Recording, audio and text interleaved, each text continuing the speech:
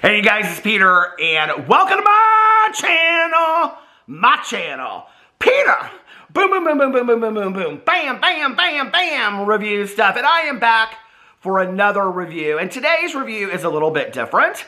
This is a review of the Academy Awards last night, the Oscars. Now, if you haven't watched my vlog or my drama channel, you might not know that I, this year, set out to watch all of the movies that were nominated for the major categories. And by major categories, I mean Best Picture, Best Director, Best Actor, Best Actress, Best Supporting Actor, Best Supporting Actress, Best Adapted Screenplay, Best Original Screenplay, on and on and on. So, I covered about 11 categories, okay?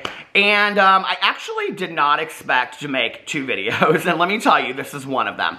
The first video that I didn't expect to make was a predictions video. So I made a predictions video over on my Peter Monn channel, my drama channel. I did a video over there talking about what my predictions were going to be for the Oscars and who was going to win and who I wanted to win and all that kind of stuff. I will say that who I wanted to win and who actually won, in many cases, was absolutely not the same. But, that being said, I'm not upset about anybody that won or anything that happened. And it was interesting because I saw a lot of people, like, taking to social media last night and having some things to say about all of this. So, anyway, I want to get into this and I want to kind of share my thoughts. And, you know, I was going to look it up, but I think I'm just going to, like, kind of wing it, you know? So, Everything Everywhere All at Once and All Quiet on the Western Front, they kind of, both of them, well, Everything Everywhere All at Once, I mean, it totally swept at the Oscars, right? It won Best Actress, Best Supporting Actor, Best Supporting Actress, Michelle Yeoh won, Jamie Lee Curtis won, it won Best Picture, Best Director. Did it win Best Director? Yes, Best Director. It won so many awards, you guys. And I have to say this, so I just want to say this before I get into it. In my predictions video, I said a few things about it. Like, when I originally watched this video, my husband and I, like, I was trying to pick I was trying to pick a movie for he and I to watch that I thought that he would be interested in, and I knew it was supposed to be kind of like sci-fi a little bit. I didn't know anything going into it. So we started watching it, and he literally fell asleep over on the couch 15 minutes into it. He was like, this is so boring. I cannot get into this. So I said, okay, you go to bed, and I'm going to watch the end of it. And I was like, I sat here and I watched this movie for the first hour, and I said to myself, okay, at the hour mark, if I can no longer do it at the hour mark, then I'm done. I'm going to turn it off. I'm not going to do it. And then after the hour mark, I was kind of like, oh, this is really intriguing. I really like this movie. Like, I kind of can get into it. And by the end of the movie, I was just so blown away by how beautiful the sentiment of what the movie was about, right? And I thought the acting was fantastic and all that kind of stuff. And I tweeted something out about that Everything Everywhere All at Once was such a beautiful movie. That being said, I'm not sure that I think that you should have to sit through the first hour of a movie in complete confusion to wind up at the end of it and say, oh my God, this is such an amazing movie. Do you know what I mean? Like, I struggle with that a little bit. Do I think the movie is deserving of all the Academy Awards it got? Yes, I do.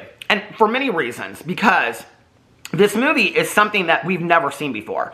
It's something that's never been done before, right? And so it's stepping outside. It reminds me very much of, like, that Eternal Sunshine movie and Being John Malkovich. I mean, it's just a completely different idea about multi-universes and dimensions and all this kind of stuff, right?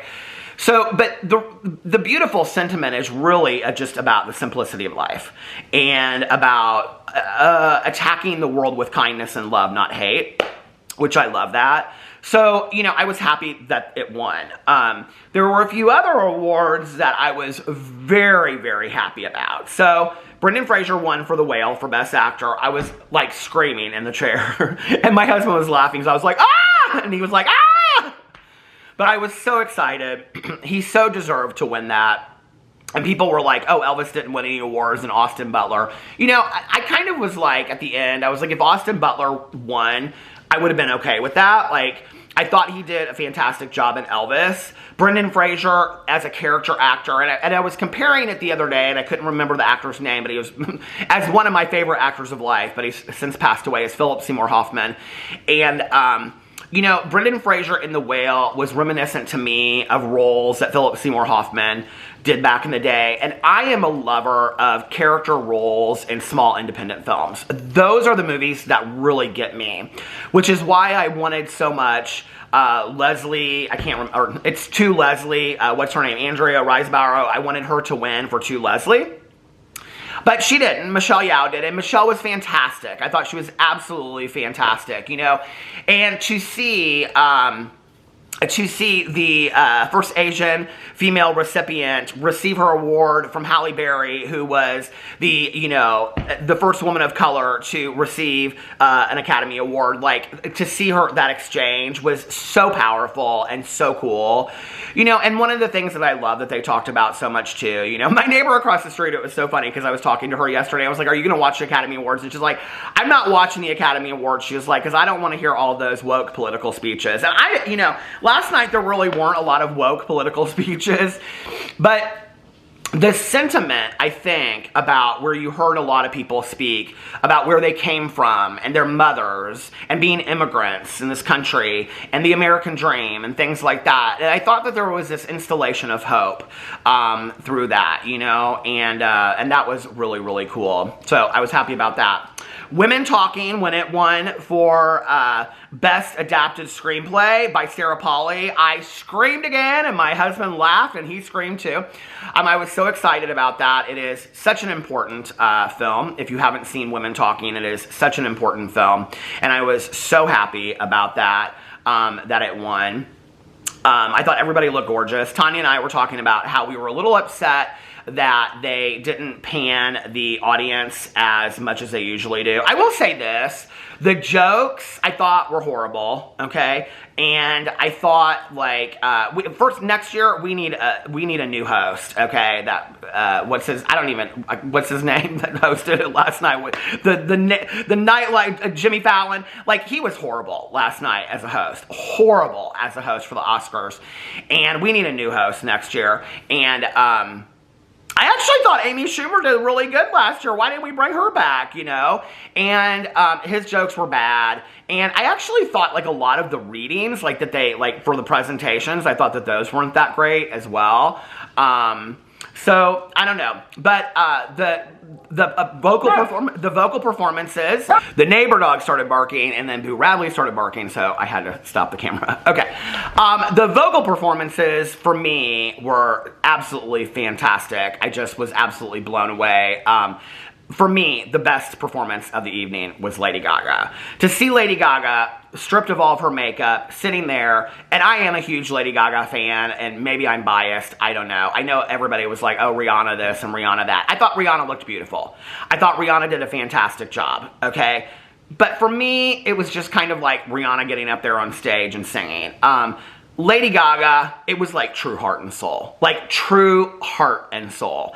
And, you know, to get up there completely stripped of makeup in a t-shirt and ripped jeans and play with your band and put everything you have into it, I just was like absolutely blown away. The song from the Indian movie RRR was fantastic, and I knew as soon as I saw that performance, I looked at my husband Alex, I said, it's gonna win. It's gonna win.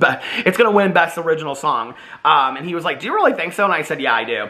I actually downloaded this song that, hold on a second, let me look for it, that Diane Warren was nominated for, and that is Applause from Tell It Like a Woman, sang by Sophia Carson. I loved that song as well, so obviously I downloaded it. But I thought the Academy Awards were fun. You know, for me every year, it's about, I don't know, like, we went and got special treats before the Oscars, and I was real excited about it. And in fact, like, it didn't really seem that long last night. You know, it went like 3.5 hours, but it didn't seem that long to me. I can remember back in the day, it just seemed like super, super long. And, you know, I will say this, that one of the things that I love to do, like, getting ready for the Academy Awards, is that I love to watch all the acceptance speeches from previous years, and especially female acceptance speeches. I don't know why. The night before, I watched like Geraldine Page and Viola Davis and Octavia Spencer and Julia Roberts and Sandra Bullock and on and on and on, and Frances McDormand, and on and on and on, right? And I love to watch them. And then I watched Matthew McConaughey for Dallas Buyers Club and Jared Leto and all these other speeches that meant something to me. And, you know, and I don't necessarily need woke political speeches, but to kind of like say something about the character that you played or the role that you represented, you know, I thought is interesting. I also thought it was interesting that like Brendan Fraser didn't mention Sadie Sisk at all, who played his daughter. And one of the things I will also say in watching a lot of these movies is I was very, and I mentioned this in my predictions video, I was very surprised that a lot of these like younger actors were not nominated for roles. You know, it's like, in the movie After Sun with Paul Mescal, the 11-year-old girl, she carries the whole movie. In The Fabelmans, you know, the kid that plays the main character, he carries the entire movie, right? And then Sadie Sisk does a fantastic job of playing Brendan Fraser's daughter in The Whale. For none of them to be cast or to be nominated for Best Actress or Best Supporting Actor or anything, I was blown away. I just did not understand it, right? And then, you know, a lot of people were saying that Angela Bassett deserved the best supporting actress, and that Jamie Lee Curtis didn't deserve it, and on and on and on, and all this kind of stuff. Well, you know, I base my predictions on the performance that I saw. And apparently, if you watch the clip, when they announced that Jamie Lee Curtis has won the Academy Award, Angela Bassett just kind of sits there and she doesn't really, like, you know, move or anything like that. Well, I don't know about all that, okay? Angela Bassett, that's her business, whatever. But what I will say is this, and I said this in my predictions video, I am a huge Angela Bassett fan, okay? I think I've seen every movie that Angela Bassett has ever been in, and every TV show she's ever been in. And I love her in Waiting to Exhale. And I love her when she flicks the cigarette, okay, and burns the car, and the guy says, you can't burn anything but trash in Arizona, and she says, that is trash, and her name's Bernadine, and I love her in that movie, okay? And I love her in How Stella Got Her Groove Back, okay? When she's sitting there at Whoopi Goldberg's funeral. And I loved her in Coven. And I loved her in all the other American Horror Stories. And I loved her in What's Love Got to Do with It. And I love her in everything that she's done, right? But I said this in my predictions video, I'm going to say it again. When you look at who is nominated for Best Supporting Actress, first of all, I'm kind of surprised that Jamie Lee Curtis won. I really thought Stephanie Sue, who played Joy, the daughter, and Everything Everywhere All at Once, I really thought she deserved to win. And I love Jamie Lee Curtis. Listen, Laurie Strode all the way, okay? I've watched the Halloween franchise since I was, I don't know, 10 years old. So I am a huge Jamie Lee Curtis fan, right? But I don't know that I think that she deserved to win next to Stephanie Sue.